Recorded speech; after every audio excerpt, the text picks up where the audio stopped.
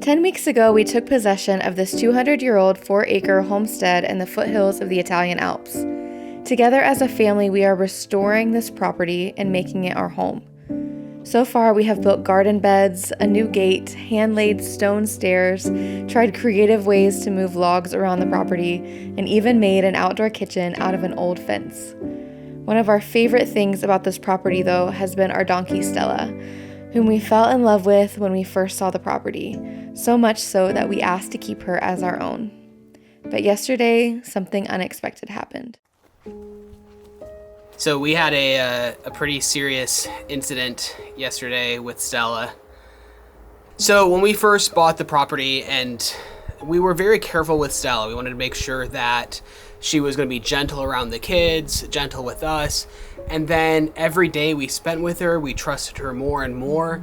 And she's been, as you've seen on the camera, she's been so gentle and so kind, and we've kind of spoiled her. She's felt more like our pet than we've treated her. Animal. She's been part of our family, and yesterday she attacked us. And I know that sounds insane and crazy, and we're still in shock of what happened.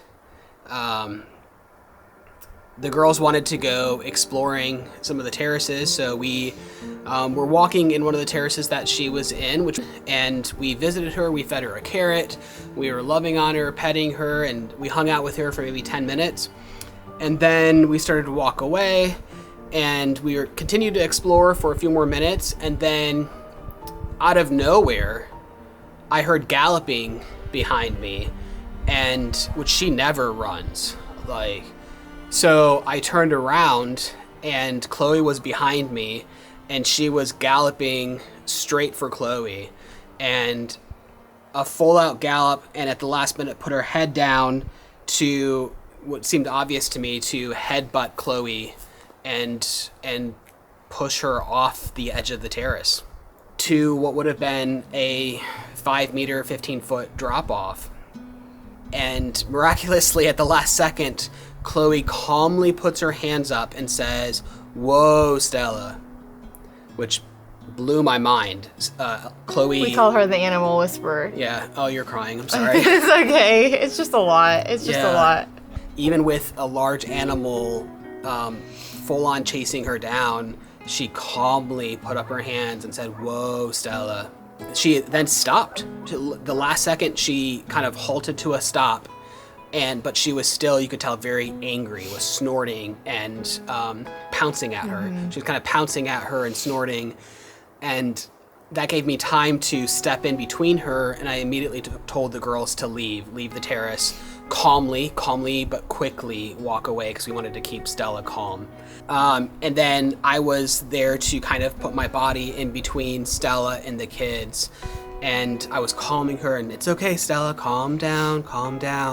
And she would calm down, and then she would kind of nuzzle in and snuggle against me.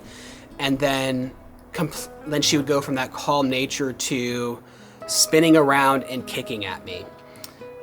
Which, if you don't know, a donkey kick can easily put you in the hospital. And eventually, with me dodging one of her kicks, she kind of broke free and then saw that she had a window to chase down the girls, and she galloped full speed against them. And at this point, they were close to safety, but not close enough. Stella was galloping full speed after them. I yelled for them to run. And then I heard Alexa crying, and so I ran down there, and by the time I got down there, the girls were at the gate. Mm-hmm.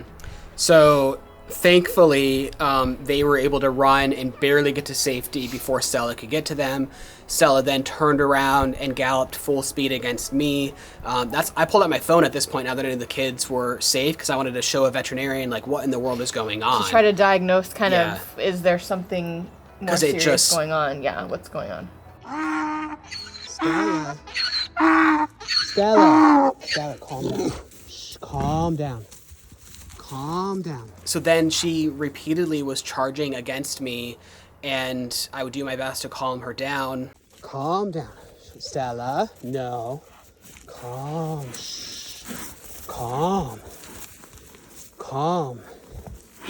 No. Hey, Stella, she just kicked me. Stella! In between her charging me down, she would try to kick me. Eventually, she ended up kicking me. Thankfully, it wasn't a good connection because I was trying to dodge her kicks. No. She's kicking me. She just kicked me. So I climbed up the terrace to another level, and at which point I then saw that Heather had come down to the terrace to see what was going on. So Stella took out at a full sprint against Heather. So I was calling for her to get out, get out. Get out! I'm trying.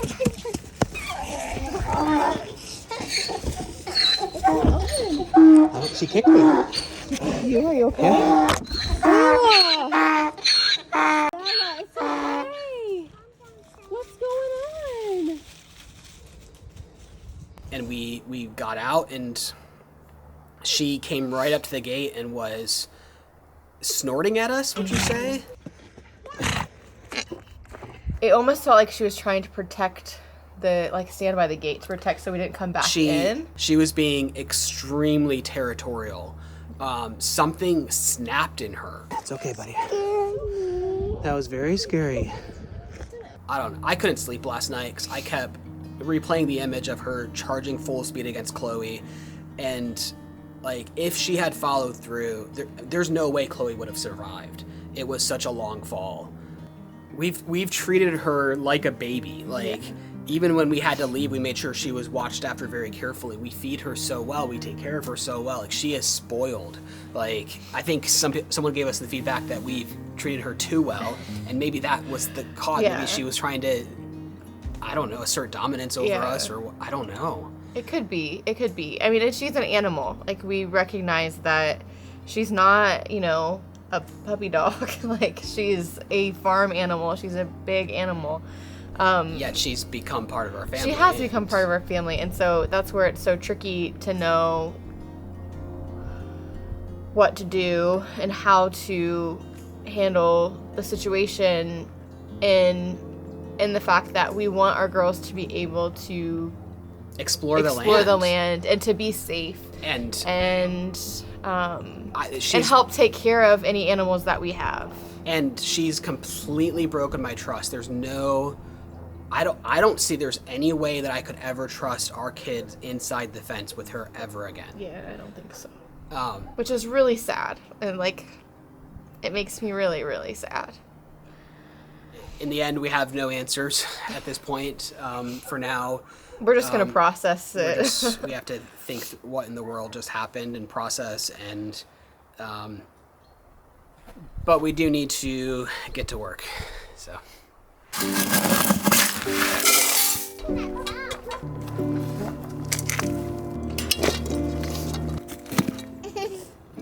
Mama, look, she just stuff in her mouth full. Time to get to work? We're ready for action today. What? We're ready for action. Our face feels funny. Your voice sounds funny. So one of the main jobs that we can work on inside the house right now is actually chipping away at this old plaster and breaking it up. So that's why we're wearing these funny masks, because obviously that's not good. It's not good to breathe that in. So we have these masks to help protect us, but yeah, I'm excited. It's kind of feels like a little demolition. I'm excited. So all of these old stone walls were at one point plastered with lime mortar, but given that it's probably 200-year-old walls, it all needs to be pulled down, cleaned up on the stones, and then we will repoint them with lime mortar.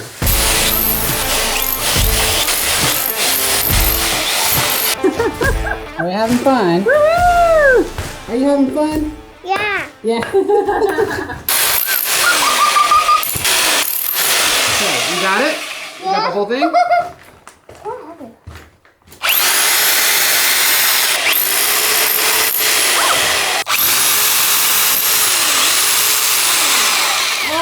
Want me to do it? Yes, please. See all that wind coming in? We're gonna make a window. And can we open that window?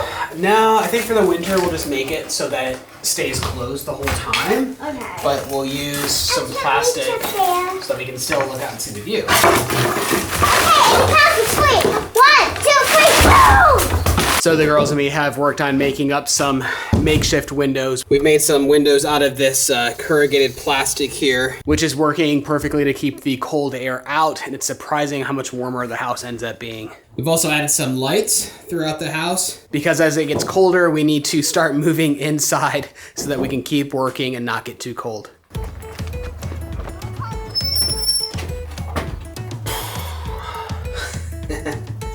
We need to start getting clean and organized.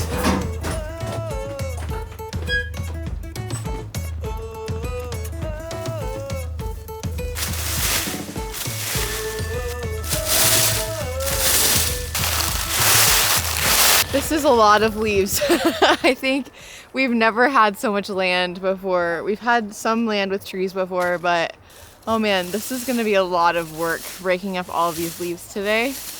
But I mean, look at this. Like, this is the view while we're raking. So I think it's gonna be a pretty good day.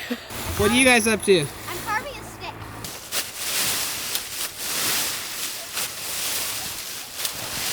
So this is the kind of work that I think is just incredibly good for the soul.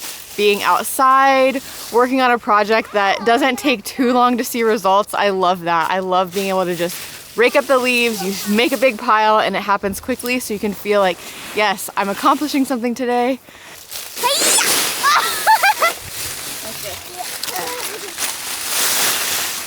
I changed my mind. It's fun for a little while and then I'm ready to go have some lunch now. Should we pull out the gas-powered leaf blower? Yeah, please.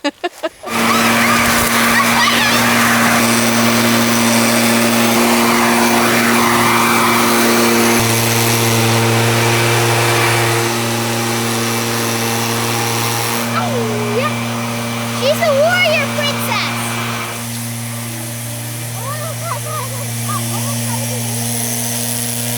So we are actually getting a bit hungry now after all of that work, and Brady is going to have a little bit of extra help in the kitchen today because Little Passports has actually sent us their newest subscription box, which is Cooking Around the World. You should use this little water. And you should not do that. Why? Because it's cold. Okay, girls. What? So today we're going to cook some pasta. Yummy. Yay. And there's also some crafts for you guys to do later. I think there's a game maybe in here that you can set up, which looks really cool.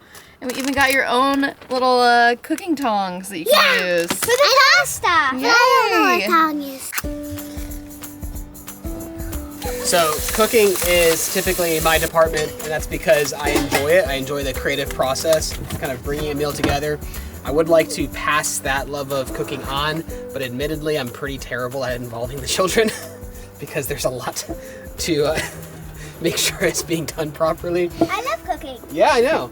But thankfully we have a new Little Passports box that has a ton of like super easy recipes. And it's all about Italy. Good job, Chloe. We need 2 cups grated. Gee. I don't know. I think that the beauty of these boxes is to find a way to do something new and fresh with your kids and to learn something new. And for me, with it being cooking themed, it's great. It's a great way to pass on the love of cooking. Do you think that's enough cheese? Nope, twice as much. I lost the kids. They were more interested in the craft. Making a pasta bowl that leads to Rome because it says all roads lead to Rome. So we're making pasta bowl and the marble goes to Rome. Ready for my pasta? You girls want to come help me? All right. I'm ready. Can you scoop all of this in here and then use the tongs to stir it around, okay? So you stir it like this, okay? You kind of pinch and let go and keep stirring. Not all of it, just a little bit. Enough for one person to eat. Is that enough for one person to eat? Yeah. Perfect. Can I help a little bit? Oh yeah, this would be Daddy's. No, it's mine. I made it. Is this mine?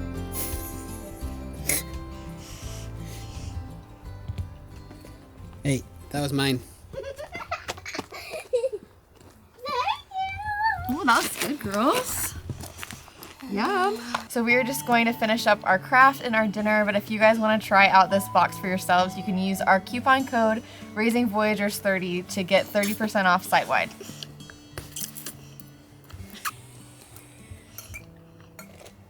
What?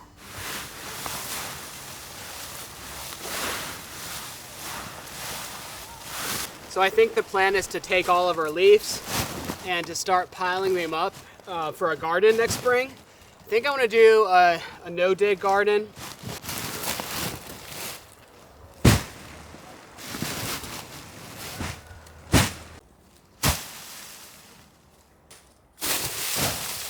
So I've been putting this off, but I think now that we've kind of raked up a bunch of leaves, we're going to start our no-dig garden. I probably should have done a little bit more research before getting started, but I'm pretty sure you lay down a thin layer of cardboard and then pile on about a foot of leaves. And over the winter that will decompose down and become the soil that we will plant on.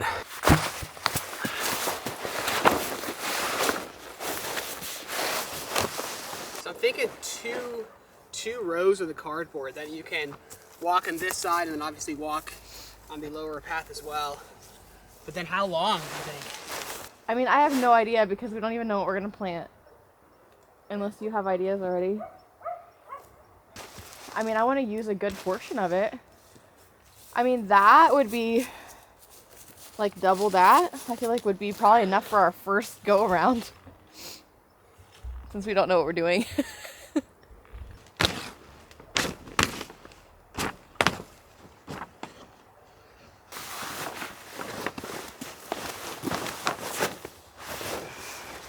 Get some rocks.